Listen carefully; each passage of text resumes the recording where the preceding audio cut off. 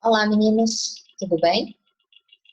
Na nossa aula de hoje, nós vamos falar sobre as figuras de linguagem.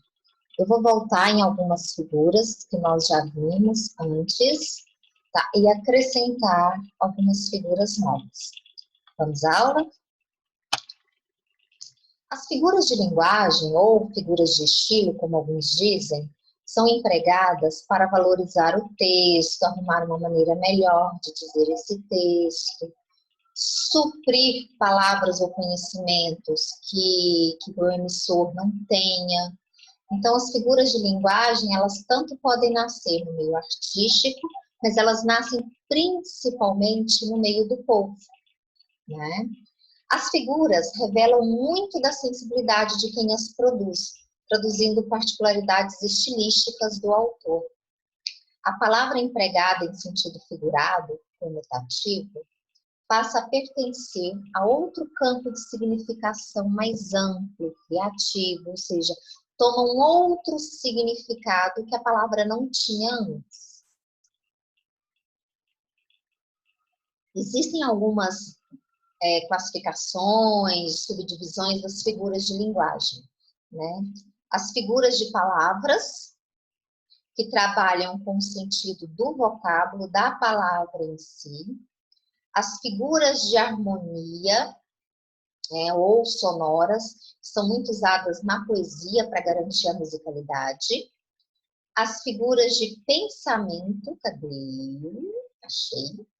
As figuras de pensamento que trabalham com o sentido de uma frase inteira, uma estrofe inteira. E as figuras de construção ou de sintaxe, que mexem com a estrutura de uma oração. Deixa eu pegar aqui um pincelzinho para a gente trabalhar melhor. As figuras que nós vamos trabalhar agora. Antítese, que nós já vimos. Não, antítese nós vamos ver agora. Paradoxo, anáfora, inversão ou hipérbato.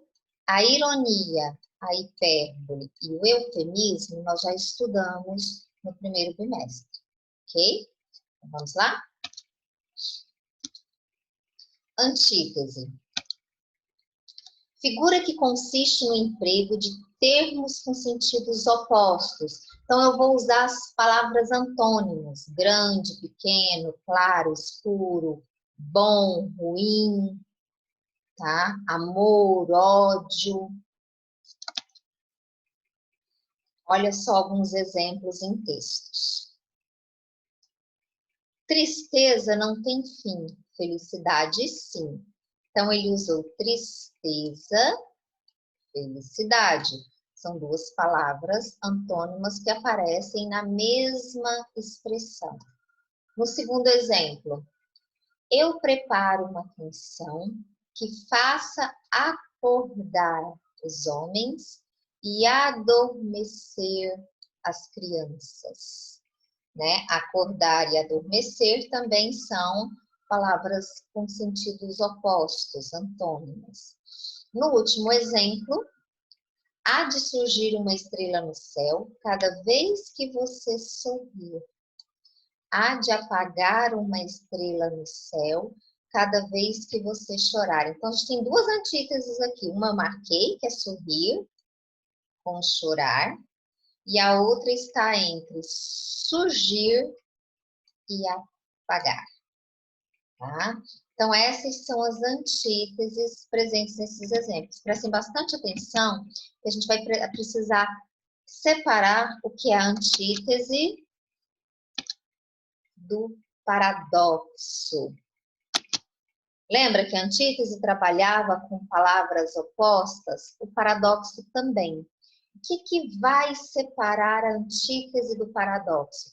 Se a gente voltar lá no slide anterior, a gente vai ver que, nesse caso aqui, tristeza e felicidade foram, mesmo sendo opostas, foram usadas para completar a ideia. que o Vinícius quis mostrar. Quer dizer, tristeza não tem fim, felicidade sim. Então, as duas ideias opostas estão muito bem uma ao lado da outra. Já se a gente pegar os exemplos que eu coloquei para o paradoxo, vocês vão ver que as ideias opostas, elas são totalmente absurdas. É como se uma palavra viesse anular o sentido da outra. Prestem atenção. Para se viver do amor, há que esquecer o amor. Como é que eu posso viver do amor se eu esqueci o amor? Tá vendo a ideia absurda gerada aqui? Olha o outro exemplo. No discurso, sindicalista afirmou que o operário, quanto mais trabalha, mais tem dificuldades econômicas. Então, aqui a ideia paradoxal, apesar de que para os nossos dias de hoje não é tão paradoxal assim, mas a ideia aqui seria o mais trabalha, com mais tem dificuldade econômica. Se ele trabalha muito, ele devia ganhar muito, só que acontece o oposto. Tá? Então, o que a gente vai guardar sobre antítese e paradoxo? Antítese, os opostos se aceitam, se complementam, para dar uma ideia de totalidade. Paradoxo, os opostos se rejeitam. É como se uma coisa viesse anular a outra. A próxima figura, eufemismo. Nós já falamos dele, né? Eufemismo é uma maneira bonitinha, educada, suave de dizer alguma coisa. Tá? Traz a ideia do abrandamento. A gente já conversou sobre isso em sala de aula. Nós usamos muito eufemismo para fazer referências às coisas que normalmente desagradam as pessoas. Ou por serem muito tristes, muito trágicos, ou até por questões culturais mesmo. Olha os exemplos. Aqueles homens públicos, deixa eu sair daqui, apropriam-se do dinheiro.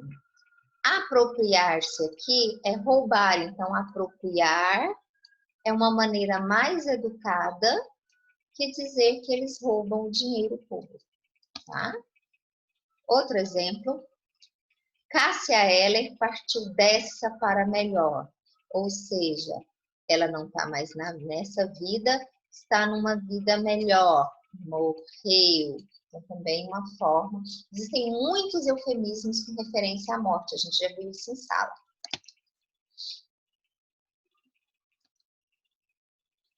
A publicidade usa muito eufemismo também. Tá? Como nós vimos naquela aula sobre a publicidade trabalha com toda a questão do jogo de linguagem para adquirir o que ela quiser. A hipérbole, nós também já vimos, né? É o famoso exagero. É como a gente diz algo que se fosse tomado ao pé da letra, seria quase impossível de acontecer pelo tamanho.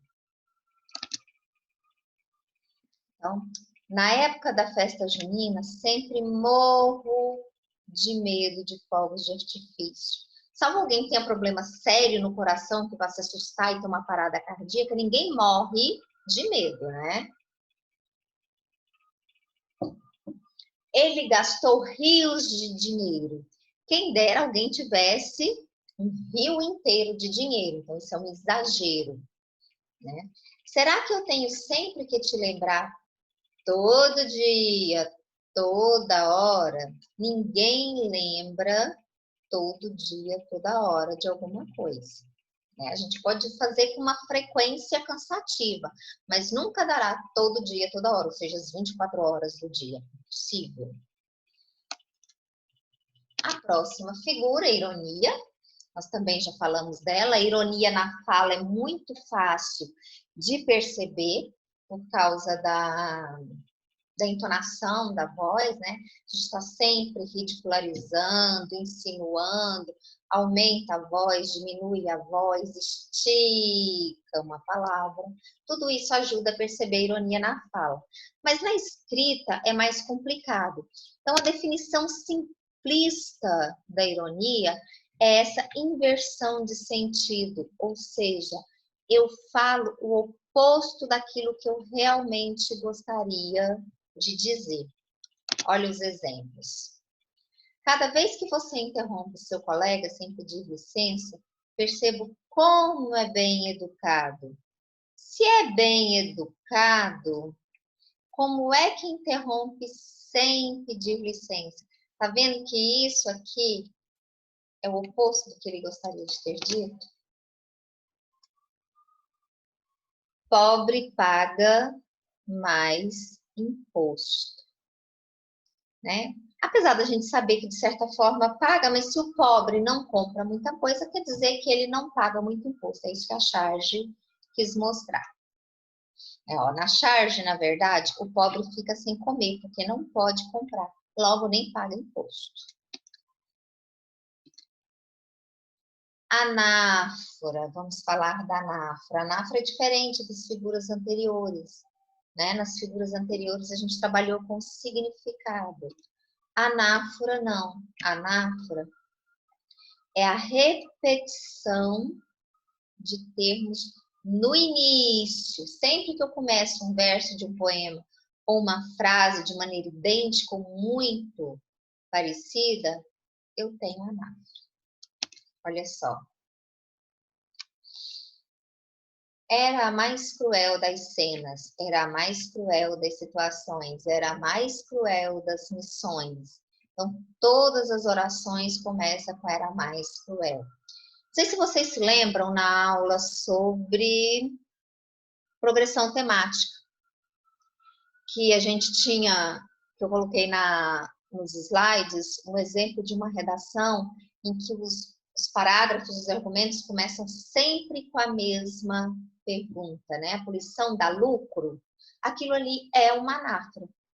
Então, por causa disso, é uma redação que ganhou muitos pontos, porque a pessoa soube usar de maneira criativa uma figura de linguagem numa redação, que não é um poema, que não é nada disso.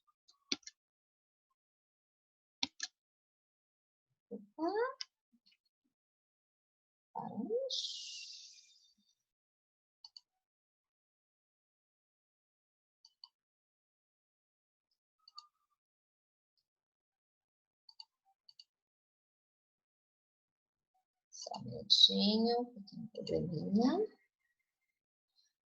O que será a flor da pele? Olha o exemplo aqui num texto de uma anáfora. O que será que me dá? Que me bole, que brota e que me sobe às faces e que me salta aos olhos e que me aperta e que nem e que me, o que não tem, o que não tem. Tá vendo que até com pequenas mudanças, se a gente pegar o poema inteirinho é anafórico, ou seja, ele começa todos os versos praticamente da mesma forma. Tá? Isso garante uma musicalidade ao texto. Texto do Chico Buarque de Holanda. A inversão... Ué, não apareceu o título. A inversão da estrutura frásica é a inversão da ordem direta dos termos. Então, isso pode ser chamado de inversão ou de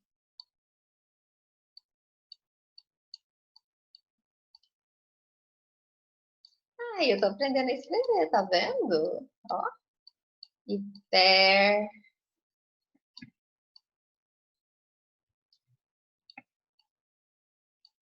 Batu.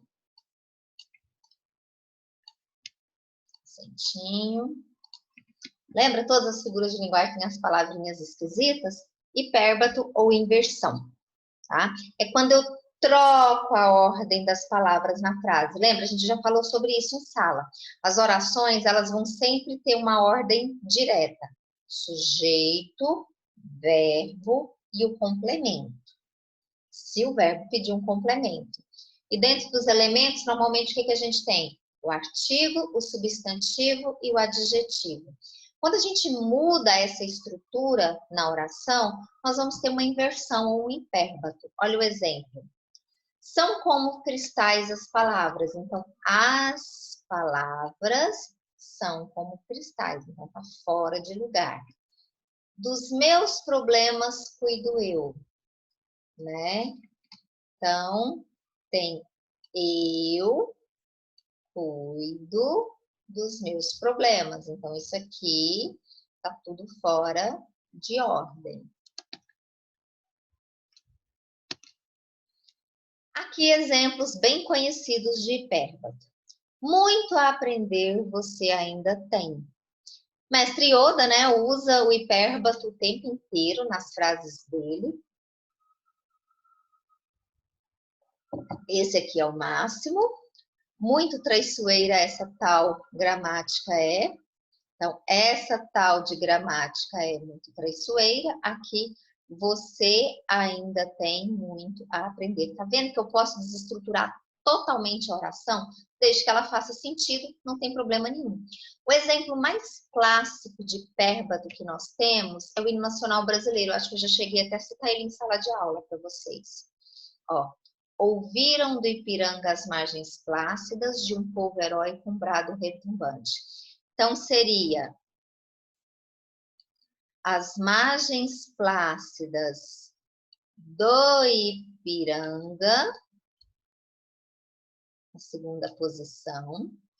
Ouviram a terceira. Um brado retumbante seria a quarta na posição. De um povo heróico, a quinta posição. Então, tá vendo? Tá tudo fora do que seria a ordem normal. Isso é o hipérbato, tá? Aqui eu coloquei algumas questõezinhas, né? Para vocês analisarem, tá? Isso a gente vai fazer depois em sala de aula, juntos, tá ok? Então, muito obrigada, meninos. Quem já quiser ir pensando nessas questões aí, fique à vontade, nós vamos fazer juntos, tá bom? Então, tchau. Até a próxima.